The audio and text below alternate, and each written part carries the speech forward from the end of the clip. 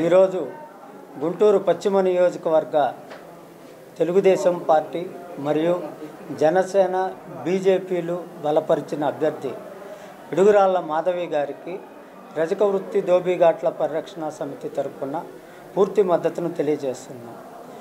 ఈ కార్యక్రమం యొక్క ముఖ్య ఉద్దేశం గడిచిన ప్రభుత్వాల్లో రజకుల సంక్షేమానికి పెద్ద ఎత్తున నిధులు కేటాయించడం జరిగింది. కానీ ఈ జగన్మోహన్ రెడ్డి ప్రభుత్వంలో రజకులకి నిధులు కేటాయించకపోగా దోబిఘాట్లకు కేటాయించినటువంటి 50 కోట్ల రూపాయల నగదుని అమ్మఒడికి దారి మళ్లించుకున్న ఘనత జగన్మోహన్ రెడ్డి గారికి. మరీ ముఖ్యంగా వృత్తి చేసుకుంటేనే మీకు గుర్తింపు ఇచ్చి 10,000 రూపాయలు ఇస్తాం, వృత్తి చేయకపోతే డబ్బులు ఇవ్వమని చెప్పేసి ఒక వింత వాదంతో రజకుల్ని పూర్తిగా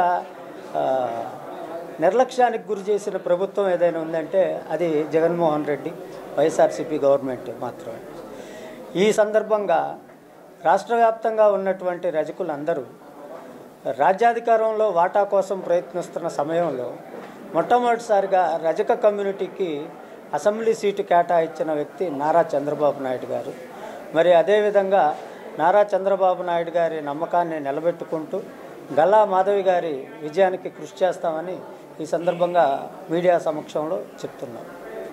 నా పేరు చెన్నూరు చెన్నయ్య, రజక వృత్తి దోబిఘాట్ల పరిరక్షణ సమితి రాష్ట్ర అధ్యక్షుడిని.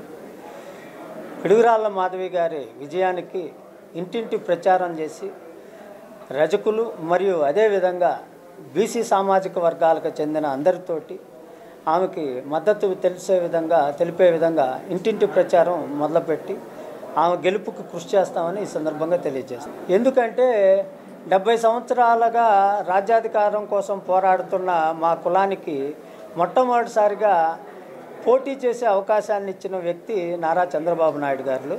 రాజ్యాధికారంలో భాగస్వామ్యం కావడమే ప్రధాన ఉద్దేశంగా మేము మద్దతు తెలియజేస్తున్నాం.